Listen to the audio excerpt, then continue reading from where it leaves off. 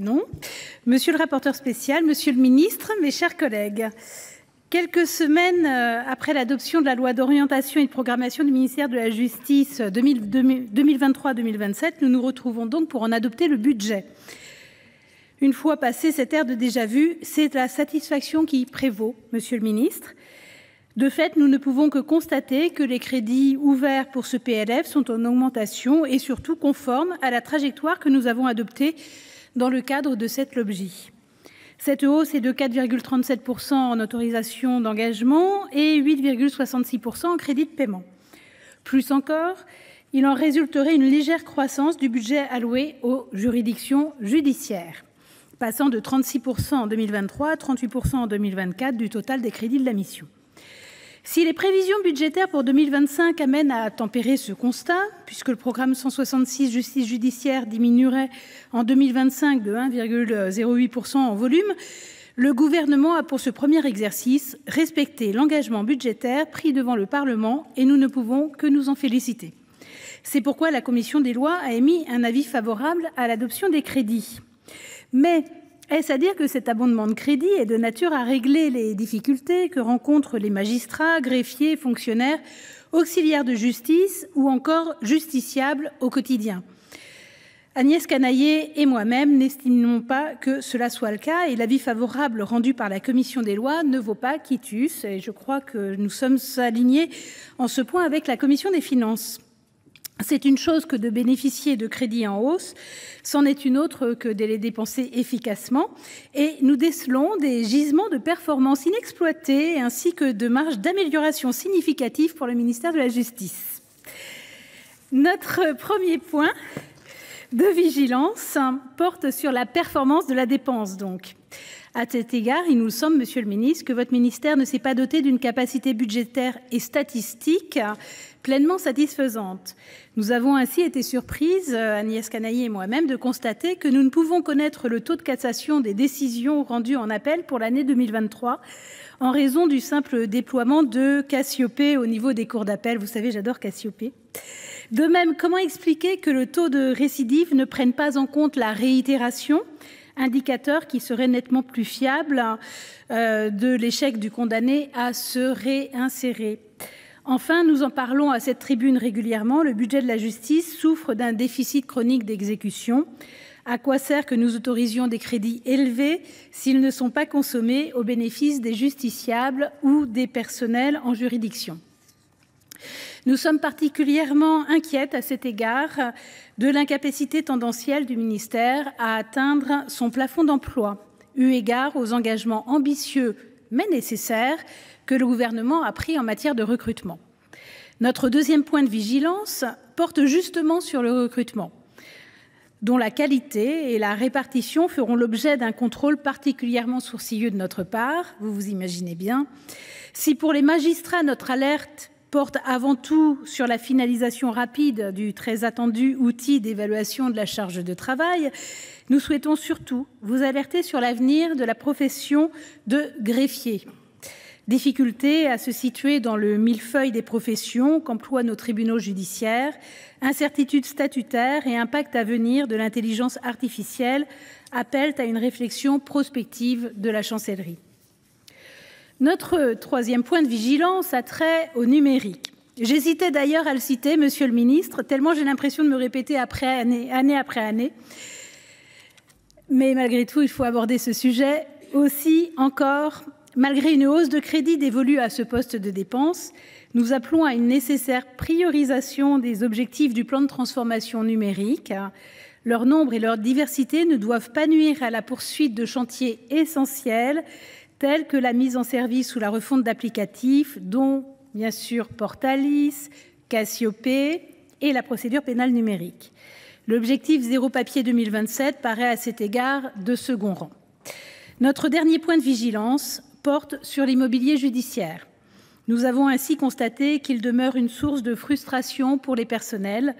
D'une part, le défaut d'anticipation de la chancellerie est régulièrement souligné. L'exemple du nouveau palais de justice de Lille, décrit comme déjà sous-dimensionné alors qu'il n'est pas encore livré, apparaît particulièrement préoccupant. D'autre part, l'inadaptation de certains projets pourrait être palliée par la meilleure association des personnels concernés en amont. Savoir perdre un peu de temps en amont pour en gagner beaucoup en aval peut être intéressant. Enfin, la réhabilitation de l'immobilier judiciaire est encore très attendue par les personnels de juridiction et une stratégie cohérente en matière de rénovation thermique nous paraît encore à construire. Je voudrais citer Rouen, cher à Agnès Canayer, ou Auxerre, qui personnellement m'est cher également. Malgré les quelques réserves ici exprimées, la Commission a, comme je l'ai dit au début de mon intervention, émis un avis favorable à l'adoption des crédits dont l'augmentation nous satisfait. Je vous remercie. Monsieur le Président, Monsieur le rapporteur spécial, Mesdames et Messieurs les rapporteurs pour avis, Mesdames et Messieurs les sénateurs, il y a tout juste 2 mois, vous adoptiez définitivement la loi de programmation pour la justice qui pérennise les hausses de moyens pour renforcer les moyens de notre justice. Le projet de budget 2024 que j'ai l'honneur de vous présenter respecte à la lettre la trajectoire budgétaire que vous avez votée. Le projet de budget de la justice que je vous soumets dépasse la barre symbolique, historique devrais-je dire, puisque j'ai l'autorisation de Madame de La Gontrie, des 10 milliards d'euros, soit une hausse de près d'un demi-milliard d'euros, près de 5,3% d'augmentation. Rien que pour les rémunérations versées aux agents du ministère, l'enveloppe passera de 4,7 milliards en 2023 à 5,1 milliards en 2024. C'est une hausse parmi les plus importantes qu'a connue le ministère, de près de 8%. C'est la traduction directe et concrète de ma politique de ressources humaines, des recrutements massifs conjugués évidemment à une forte revalorisation des rémunérations. Dans le détail, les moyens seront répartis de la façon suivante. Plus 12% pour les services judiciaires, pour atteindre 3,8 milliards d'euros en 2024, contre 3,4 milliards d'euros en 2023. Et depuis mon arrivée, les services judiciaires ont connu la plus forte augmentation de toutes les directions du ministère, soit une hausse d'environ 36%. Stabilisation du budget de l'administration pénitentiaire en 2024 par rapport à 2023, soit un budget de 3,9 milliards d'euros, plus 3% au bénéfice de la protection judiciaire de la jeunesse, enfin plus 9% pour le secrétariat général du ministère. Il est ainsi essentiel que, de manière concrète, très concrète, ces hausses budgétaires améliorent le fonctionnement de la justice, comme nous commençons à le percevoir grâce aux moyens qui ont été déployés en 2020, en 2021, 2022 et 2023. Je veux prendre un seul exemple. J'ai fixé l'objectif de la réduction drastique de tous les délais de justice et grâce à l'engagement de nos magistrats, de nos greffiers et des contractuels, nous avons déjà obtenu une baisse des stocks en matière civile allant jusqu'à 30%. Mais il faut évidemment aller plus loin et que chacun prenne toute sa part à cet effort collectif. Car nos compatriotes ne comprendraient pas que l'État consacre autant d'argent à notre justice sans que ces moyens n'améliorent concrètement le service public de la justice qui leur est rendu. Les acteurs judiciaires ont pu compter sur leurs ministres, sur le Parlement, dont le Sénat, que je veux ici chaleureusement remercier, pour leur donner ces moyens. Je sais que nous pouvons compter sur eux pour que ces moyens tant attendus et mérités aient rapidement des effets concrets pour les justiciables. C'est un impératif et il en va de la crédibilité de notre justice aux yeux de tous les Français. En termes de recrutement, la priorité de ce budget 2024 est d'accélérer le rythme pour tenir le cap fixé par la loi de programmation, 10 000 emplois supplémentaires d'ici 2027. Nous dépasserons ainsi la barre des 100 000 personnels. Sur 2024, le ministère recrutera 2 110 personnels supplémentaires, en plus des remplacements des départs à la retraite, soit près du tiers de tous les fonctionnaires recrutés en 2024. Ces recrutements seront notamment répartis de la façon suivante: plus 1307 personnels pour la justice judiciaire, dont 327 magistrats, 340 greffiers, 400 attachés de justice, 600 personnels pour l'administration pénitentiaire, dont 512 surveillants, plus 92 personnels pour la protection judiciaire de la jeunesse. Concernant les rémunérations, nous renforçons l'attractivité des métiers de justice afin de pouvoir assurer ce niveau inédit de recrutement. Pour 2024, j'ai le plaisir d'annoncer que cette enveloppe catégorielle, qui était de 17 millions à mon arrivée, augmentera à nouveau pour atteindre 170 millions, soit une multiplication par 10 en 4 ans. Cette enveloppe se répartira de la façon suivante. Comme annoncé l'année dernière, les magistrats ont reçu leurs 1 000 € en moyenne fin octobre, mensuel. Cette mesure importante témoigne de notre reconnaissance pour leur engagement. Cette reconnaissance les engage également à relever à nos côtés les défis à venir pour notre justice et notamment la réduction des délais de justice. Concernant les surveillants pénitentiaires et les officiers, à compter du 1er janvier 2024, ils passeront en catégorie B pour les premiers, en catégorie A pour les seconds, avec des revalorisations en parallèle. 47 millions d'euros sont sanctuarisés pour la financer. C'est une réforme inédite, essentielle pour recruter et reconnaître l'importance des métiers pénitentiaires. Je porte bien sûr, mesdames et messieurs les sénateurs, la même attention aux autres fonctionnaires de ce ministère qui ne seront pas oubliés, avec en particulier la revalorisation de nos greffiers, sans qui il ne peut y avoir de justice, à hauteur de 15 millions d'euros. Première étape, je dis bien première étape, d'une réforme approfondie de ce corps. Des mesures en faveur de la protection judiciaire de la jeunesse pour 3 millions d'euros et enfin une revalorisation des corps de direction de la DAP et des personnels du service national du renseignement pénitentiaire à hauteur d'1 million d'euros. Pour les greffes, j'ai signé il y a 1 mois et demi un accord majoritaire avec 3 des 4 syndicats prévoyant une réforme statutaire d'envergure, restructuration du corps de greffiers de catégorie B qui permettra une accélération de leur carrière et création inédite d'un corps de greffiers de catégorie A d'environ 3 200 agents, soit un quart du corps, pour reconnaître l'expertise des greffiers sur leur mission juridictionnelle. En matière de revalorisation, mon cap est très clair, il est celui de l'attractivité et de la reconnaissance. S'agissant de la programmation immobilière pénitentiaire, ces crédits vont permettre de poursuivre le plan de construction des 15 000 nouvelles places voulu par le Président de la République. J'y suis pleinement engagé et fin 2024, la moitié des établissements sera sortie de terre. Enfin, les réhabilitations d'établissements existants représenteront 130 millions d'euros en 2024, soit le double du montant annuel sous le quinquennat du président Hollande.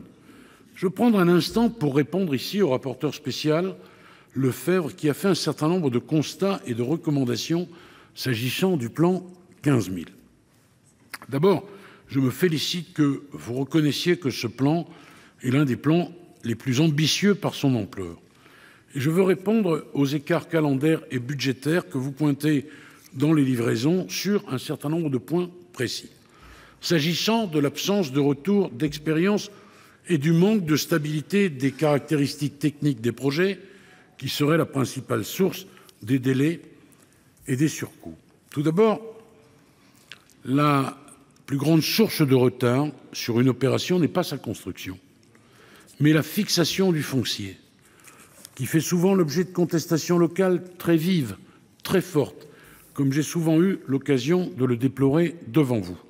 Ensuite, si les caractéristiques techniques des projets pénitentiaires sont standardisées, nous sommes amenés ponctuellement à les réviser à la suite d'un retour d'expérience terrain dans une démarche d'amélioration qui se veut continue. Par exemple, les canicules de plus en plus fréquentes poussent les détenus à dégrader les fenêtres des cellules pour les ouvrir, pour les forcer, devrais-je dire.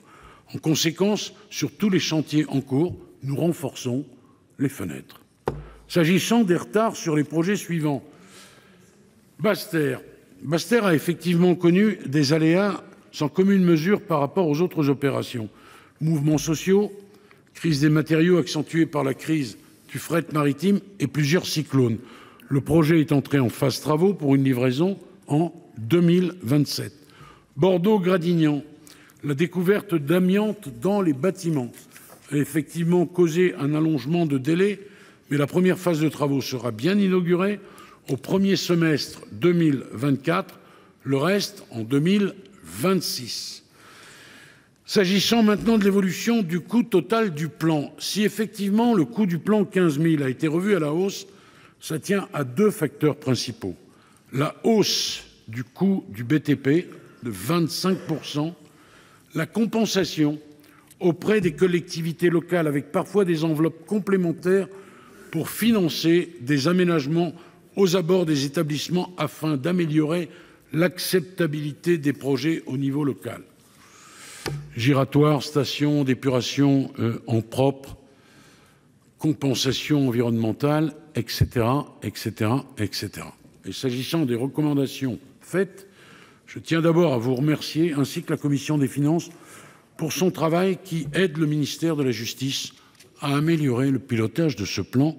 Et d'emblée, je tiens à vous rappeler que de nombreuses recommandations recueillent un assentiment favorable de ma part, à l'instar des suivantes: mettre en place un comité d'audit auprès de l'APIGE. Des discussions sont d'ailleurs engagées pour élaborer une proposition d'ici la fin de l'année, ou encore calculer le nombre de personnels requis par établissement, non plus en fonction de l'occupation théorique, mais bien de l'occupation réelle. D'autres recommandations sont déjà mises en œuvre ou en cours, comme avancer la clause de revoyure budgétaire de 2026 à 2025. Ceci est déjà le cas. En effet, le rapport annexé de la LOPJ prévoit qu'une clause de revoyure interviendra dans le cadre du projet de loi de finances 2025, s'agissant des dépenses d'investissement immobilier. L'inclusion d'estimations des créations d'emplois pour chaque chantier, l'installation d'équipes tests sur chaque chantier engagé, notamment via une période marche à blanc de 4 mois avant la mise en service de chaque établissement, recrutement d'agents pénitentiaires contractuels en appui des surveillants rendu possible par l'article 43 de la LOPJ, ouvrant la possibilité de recruter des surveillants adjoints. Concernant l'immobilier judiciaire, je souhaite en poursuivre la modernisation, l'agrandissement, afin notamment de permettre l'accueil des renforts prévus par la LOPJ. Au total, 362 millions d'euros seront consacrés en 2024 à l'immobilier judiciaire propriétaire, soit plus 35% en un an. Ces crédits permettront de poursuivre notamment les 20 principaux d'ores et déjà engagés. 20 principaux chantiers, pardonnez-moi, il manquait un mot, d'ores et déjà engagés.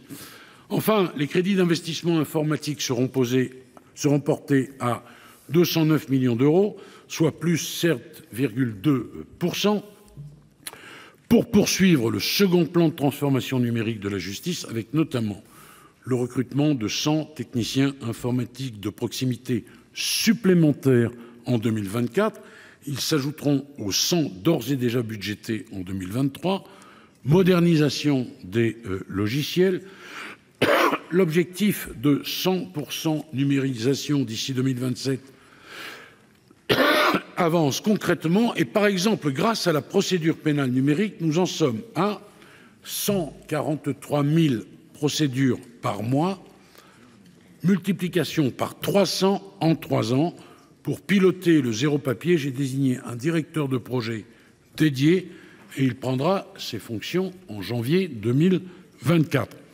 Je termine. L'enveloppe dédiée aux frais de justice sera portée à 674 millions d'euros en 2024 pour renforcer les moyens d'enquête et expertise de la justice, soit une hausse de 14 millions d'euros.